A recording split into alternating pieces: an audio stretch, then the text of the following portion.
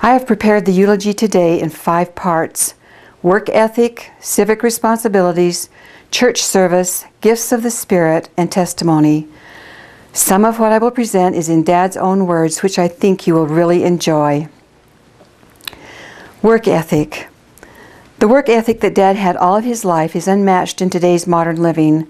He was a tiller of the soil, a laborer over the crops and animals that sustained us, an honest and committed servant to the earth on which God gave us to live. One example was when he began to conform his last farm to his will.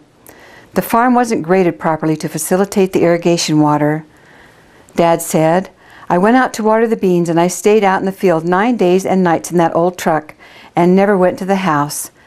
Mom would bring my feed out to me because I couldn't control the water, so I worked myself to death most of the summer."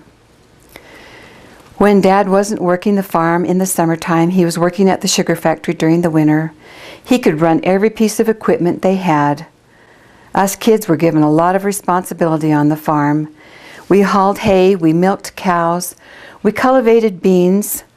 Actually, what Dad was doing for us was cultivating and nurturing a work ethic in us that would be the legacy he would leave us for the rest of our lives. Dad was a great inventor, too. If he needed something unique that would help facilitate the workload on the farm, he would build it. He built a big hay wagon that was very low to the ground, so us kids wouldn't have to lift the bales very far. Then came the Cadillac of all haying equipment when he built a hay loader that would scoop up the bales and take them up to the person on the wagon who was stacking the hay. The only significant thing we had to do, if we were the driver of the tractor, was to drive straight so we could get the mouth of that hay loader directly on the end of the hay bale. No one could make a haystack straighter or with squarer corners than Dad. Dad grew lots of wheat and beans and hay and sunflowers. Us kids had a regular assignment to pull the sunflowers out of the bean fields.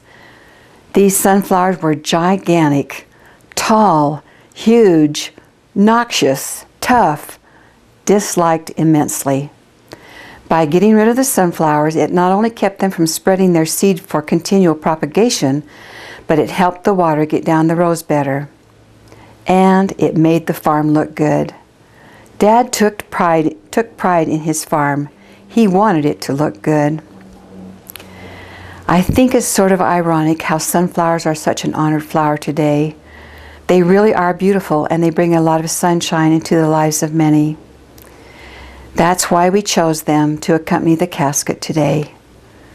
Significance of other items on the casket: sunflowers as mentioned above, a tractor symbolic of how we all learned to drive, blue and gold ribbon reflects honors in scouting, pine boughs, something from home, and daisies because Dad always said that one day he would be in a pine box pushing up daisies.